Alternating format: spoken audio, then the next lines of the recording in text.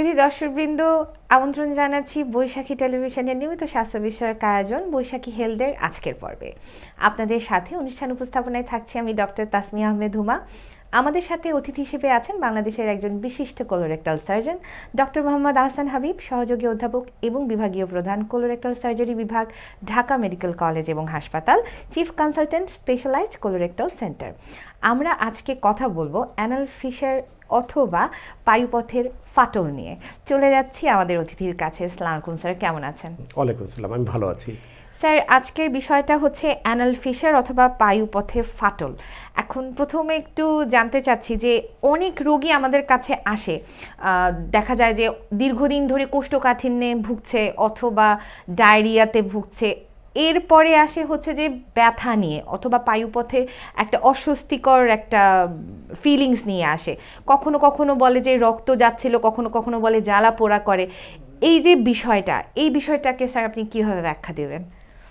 বাংলাদেশে মলদ্বারের কয়েকটা সমস্যা খুব কমন। জি। একটা হলো অ্যানাল ফিশার, একটা হিমোরয়েড মানে পাইলস, জি, আর একটা ফিস্টুলা, বাংলায় বলে ভগন্দর। এর মধ্যে আমার প্র্যাকটিক্যাল ইয়াতে, যদিও এইটা নিয়ে আসলে একটা রিসার্চ হওয়া দরকার, সেটা হলো আমার প্র্যাকটিক্যালিতে অ্যানাল ফিশার হলো সবচেয়ে কমন বাংলাদেশে। আচ্ছা, এটা অ্যানাল ফিশার শুধু বাংলাদেশের মধ্যে কমন তা না। জি। এই বাংলাদেশের যেসব মানুষজন মধ্যপ্রাচ্য মানে মিডিল ইস্টে যারা কাজ করে এবং মালয়েশিয়া, সিঙ্গাপুর এসব জায়গায় কাজ করে, তাদেরও মধ্যে অ্যানাল ফিশার রোগটা খুব কমন। কিন্তু স্যার এটার কারণ কি? এটা কি কোনো ভৌগোলিক সমস্যা, না খাবারের সমস্যা, না কি ধরনের সমস্যার কারণে স্যার এই রোগটা হচ্ছে? এটা হলো যে অ্যানাল ফিশারের সবচেয়ে কমন যদি কারণ বলি, সেটা হলো কোষ্ঠকাঠিন্য। আচ্ছা। এই কোষ্ঠকাঠিন্য হার্ড স্টুল যখন পাস করে তখন বাথরুমের রাস্তাটা ছিঁড়ে যায়। এই যে ছিঁড়ে গেলে তার তীব্র ব্যথা হয়ে গেল। ব্যথা হয়ে গেলে ওইটা যদি সে তখনই চিকিৎসা না নেয়, ব্যথাটা কমান উপশম করার চিকিৎসা যদি না নেয়, তখন হয় কি ওই ব্যথার জন্য বাথরুমের রাস্তা এরকম চেপে ধরে।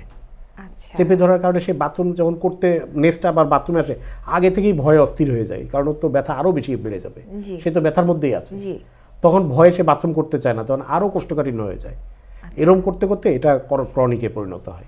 স্যার প্রথম আসলে রোগীরা চায় যে ব্যথার ওষুধ খেয়ে ব্যথা কমাবে। এখন ব্যথার ওষুধ খেয়ে কি এটার ব্যথা কমানো সম্ভব, নাকি আসলে সম্ভব না, সাথে সাথে ডাক্তারের কাছেই তারা চলে আসে?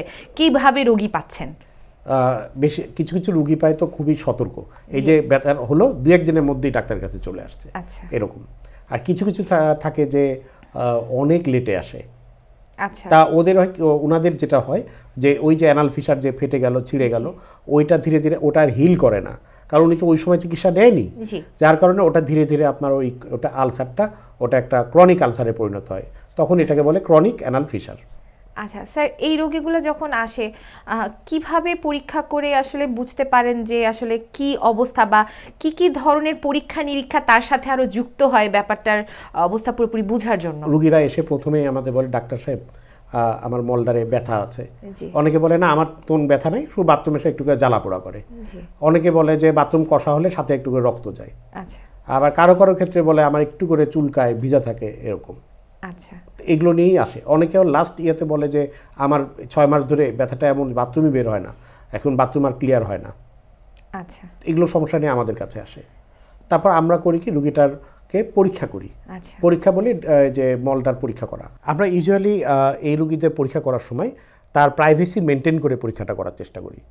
পুরুষ হোক মহিলা হোক, যখনই আমি সেই রুগীটা পরীক্ষা করব, তখন সেই আমার চেম্বারের সাইডে পর্দা দিয়ে ঘেরা একটা জায়গা থাকে, সেখানে রুগীকে কাত করে শোয়ানো হয়। তারপর সেইটাকে আবার রুগীটাকে আরেকটা কাপড় দিয়ে ঢাকা হয়। সেখানে আমার যে জায়গাটা পরীক্ষা করে দেখা দরকার শুধু সেইটুকু জায়গা খোলা থাকে, বাকি সমস্ত কিছু ঢাকা থাকে। এরপরে ওখানে পরীক্ষার সময় আমি পুরুষ রুগী থাকলে আমার সাথে আরেকজন পুরুষ থাকলেই চলে, বা মহিলা থাকতে পারে, কিন্তু মহিলা রুগী যদি আমি পরীক্ষা করি আমার সাথে অবশ্যই একজন মহিলা অ্যাটেন্ডেন্ট থাকে। এইভাবে রুগীকে আমরা পরীক্ষা করার পরে আবার ওই জায়গাটা মুছে দেওয়া হয় এবং রুগীদের স্ক্রিনিং ও প্রাইভেসি দুটোই আমরা মেনটেন করি। এভাবেই আমি দীর্ঘদিন ধরে করে আসছি। তা মলদ্বার পরীক্ষা করে আমরা কিছু কিছু ফাইন্ডিংস পাই, যেমন হলো তার চামড়া একটা বেড়ে যেতে পারে, এটাকে বলে ট্যাগ। তারপর ঘাটা, আমরা মলদ্বারে দেখা গেলো ঘাটা গভীর হয়ে গেল, এরকম ফাইন্ডিংস আমরা পাই। অনেক সময় ওখান থেকে ফিস্টুলা দেখা দেয়, এগুলো আমরা পরীক্ষা নিরীক্ষায় পেয়ে যাই। এরপরে হলো আমরা যদি ব্যথা বেশি থাকে তাহলে সেই রোগীর আমরা কোলোনোস্কোপি পরীক্ষা করি না, সরাসরি অপারেশনে ফিটনেস দিয়ে অপারেশনে যায় যদি তার অপারেশন লাগে। আর বেশিরভাগ রোগীরই লাগে হলো ওষুধের চিকিৎসা। এই যে রোগীগুলো আসছে তার 10 জনের 7 থেকে 8 জন রোগী ওষুধের মাধ্যমে নিরাময় হয়, আর 2 থেকে 3 জন রোগীর অপারেশন লাগে। কোন ক্ষেত্রে লাগছে অপারেশন? এই যে অপারেশন কার লাগবে সেটার কিছু চিহ্ন আছে। আচ্ছা, সেটা চিহ্ন হলো প্রথম কথা তার অ্যানাল ফিসারটা দীর্ঘমেয়াদী হতে হবে। ক্রনিক অ্যানাল ফিসার মিনিমাম 3 মাস পার হলে আমরা বলি। তারপর হলো তার চামড়া যেটা একটু যদি বড় হয়ে যায় বাথরুমের রাস্তায়, এটা একটা ফিচার যে তার অপারেশন লাগবে। আরেকটা যে ঘাটা আছে, ঘাটা যদি একটু গভীর থাকে সেটাও একটা চিহ্ন যে এটা অপারেশন ছাড়া ভালো হবে না। আবার ঘায়ের যে ওই সাইডটা মানে মলদ্বারের ভিতরে ওখানে অনেক সময় মাংসপিণ্ড বড় হয়ে যায়, সেটাও যদি বড় হয় সেটাও একটা চিহ্ন যে এই রোগী অপারেশন ছাড়া ভালো হবে না। এছাড়া যদি জটিলতা হয়ে যায়, যেমন ফিস্টুলা হয়ে গেল, অথবা রোগী বলছে এখন বাথরুম আর ক্লিয়ার হয় না, এই সমস্যার পর থেকে এখন আর 3 মাসে 6 মাস ধরে ব্যথা, এই 3 মাস ধরে বাথরুমই ক্লিয়ার হচ্ছে না, আটকা পড়ে পড়ে থাকছে, এগুলো চিহ্ন যে এই রোগীর এখন অপারেশন লাগবে। এই অপারেশন লাগবে যাদের, তাদেরকে আমরা অপারেশনের কথা বলি, বাকি রোগীদের ওষুধের চিকিৎসা দিই। আর স্যার অপারেশনের কি কি পদ্ধতি আছে অ্যানাল ফিসারের? অপারেশনের বেশ কিছু পদ্ধতি আছে, তার মধ্যে একটা হলো যে ল্যাটারাল ইন্টারনাল স্ফিংক্টরেটমি, মানে মলদ্বারের সাইড দিয়ে আমরা অন্তঃদরজা সামান্য পরিমাণ কেটে দিই। আচ্ছা, এটা নানাভাবে করা যায়। একটা হলো যে কেটে করা যায়, লেজারের মাধ্যমে করা যায়। এছাড়া আরও আছে যে ওখানে মূলত এই অপারেশনটা এভাবেই করি, আর যে ওই যে চামড়া যেটা বাড়তি আর যে ঘা সেগুলো একটু করে কেটে দিতে হয়, তাহলে ওটা ধীরে ধীরে হিল করে যায়। রোগীদের একটা প্রশ্ন থাকে যে পায়ুপথের কোনো অসুস্থতা একবার হলে বারবার হতে থাকে, তো এই অ্যানাল ফিসারটা কি বারবার হওয়া সম্ভব কিনা? অপারেশনের পরেও আবার হওয়ার সম্ভাবনা, এটা তো রোগীরা ফ্রিকুয়েন্টলি আমাদের জিজ্ঞাসা করে যে ডাক্তার সাহেব এই যে অপারেশন করছি আমি সুস্থ হব তো? শুনেছি মলদ্বারে একবার অপারেশন করলে বারবার কাটতে হয়। তা আমরা বলি যেভাবে যে দেখেন আমি একজন কোলোরেক্টাল সার্জন, আমার একই কাজ করতে করতে ওটার অ্যানাটমির সাথে একটা পরিচয় ঘটে গেছে। তা আমাদের অ্যানাল ফিসার অপারেশনে হয় কি, অন্তঃদরজা, মলদ্বারের দরজা 2টা থাকে, এই যে গোল, ভিতরেরটা অন্তঃদরজা, বাইরেরটা হলো বহিঃদরজা। অন্তঃদরজা 2 সেন্টিমিটার থেকে 2 সেন্টিমিটারের মতো আমাদের কাটা পড়ে। এই যে একটা অ্যানাটমি, এই সামান্য একটু কাটা পড়ছে, এইটা বুঝাটা, এটাই হলো তার অপারেশনের সফলতার মেইন পয়েন্ট। তা আমাদের একই কাজ করতে করতে ওইটার সাথে আমাদের পরিচয় ঘটে গেছে, এই জন্য আমরা ইনশাল্লাহ ওইটা ঠিক মতোই করে দিই। এবং আমাদেরও বেশিরভাগ রোগী মানে শতকরা প্রায় 100 ভাগের কাছাকাছি রোগী অপারেশন করলে ভালো হয়ে যায়। স্যার দীর্ঘদিন ধরে যারা ভুগছে এটা কি কোনোভাবে এটা কি ক্যান্সার হয়ে যেতে পারে কিনা?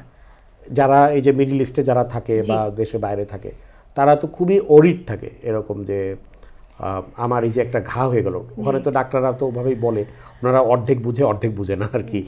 তা দেখা গেলো যে সে এইটুকু বুঝলো তার মলদ্বারে একটা ঘা হয়েছে, এখন তার টেনশন ধরে গেল যে ঘা হয়েছে তো ক্যান্সার হয়ে যাবে। আমি বলি দেখেন এই যে অ্যানাল ফিসার বা পাইলস এগুলো থেকে সাধারণত ক্যান্সার হয় না, কিন্তু অনেক সময় ক্যান্সারের উপশম এরকম হতে পারে, তারা আসলে ক্যান্সারই হয়েছে কিন্তু মনে হচ্ছে ব্যথাটা শুনেই বলে দিল অ্যানাল ফিসার। আচ্ছা, ঠিক আছে, এরকম ভুল হতে পারে। এই জন্য আমরা কোলোরেক্টাল সার্জন আমরা কিন্তু মলদ্বার পরীক্ষা করি, আবার কোলোনোস্কোপি করি। স্যার এটা তাহলে রোগীদের কাছে কিভাবে রোগীরা বুঝতে পারবে? যে যেমন আপনি বললেন স্যার মিডল ইস্টে যারা আছে, আলটিমেটলি দেখা যায় যে এইসব জায়গায় যারা আছে তারা সাধারণত দেশেই এসে অপারেশনটা করতে চায় বা ডক্টরের কাছে এসে শান্তিমতো আসলে সবকিছু বলতে চায় না। আসলে ডক্টর শান্তিমতো বিষয়টা না, আমি তো দীর্ঘদিন ধরে এই ধরনের রোগী ডিল করছি। তা ওই যেমন সিঙ্গাপুরে একটা অপারেশন করতে যেই খরচ পড়ে, ওদের একটা ডাক্তারের যে ভিজিট পড়ে, এরকম 2-3টা ভিজিটের টাকা দিয়ে আমাদের এখানে অপারেশন হয়ে যায় সুন্দর করে। আচ্ছা, তা ওনাদের কোম্পানিগুলো ইউজুয়ালি এত খরচ করতে চায় না। আচ্ছা, মিডল ইস্টেও তাই, তাদের দেখছে যে একটা রোগী যদি এভাবে অপারেশন করতে যায় এত পরিমাণ ব্যয় হয় সেখানে, যে তারা এই পরিমাণ খরচ দিতে চায় না, তখন তাদেরকে তারা কি করে দেশে ইয়ে করে। এটা 1 নম্বর। আর 2 নম্বর হলো যে আমি পার্সোনালি মিডল ইস্টে একটা ফিস্টুলা অপারেশন হয়েছে, হয়ে রোগীটা সফল হয়ে গেছে, এরকম রোগী খুবই কম পেয়েছি। এটার আমি কোনো অপব্যাখ্যা দিতে চাই না। এমন হতে পারে যে ওখানকার সার্জনরা ওই বড় যে হসপিটালগুলো সেন্টারগুলো আছে সেখানে এই রোগীগুলো পৌঁছতে পারে না। আচ্ছা, ধন্যবাদ স্যার। আসলে অনুষ্ঠানের সময় স্বল্পতার কারণে এত বড় বড় বিষয়গুলো নিয়ে আমরা ঠিক মতো হয়তো বা শেষ করতে পারি না, কারণ অনেক প্রশ্ন থাকে, এত সাধারণ মানুষের কাছে কিন্তু অনেক রকমের প্রশ্ন থাকে। আশা করছি স্যার কখনো আমরা আরও বেশি করে এগুলো নিয়ে আলোচনা করবো, কিন্তু অনুষ্ঠানের একদম শেষ পর্যায়ে চলে এসেছি, বিদায় নিয়ে নিতে হবে স্যার। আমাদের সাথে থাকার জন্য অনেক ধন্যবাদ। আপনাকেও ধন্যবাদ, দর্শক শ্রোতাদের অসংখ্য ধন্যবাদ। শুধু দর্শকবৃন্দ, আশা করছি আমাদের অনুষ্ঠান থেকে আপনারা অনেক কিছু জানতে পেরেছেন। আগামী অনুষ্ঠান দেখার আমন্ত্রণ জানিয়ে আজকে এই পর্যন্তই। ভালো থাকুন, সুস্থ থাকুন, আল্লাহ হাফেজ।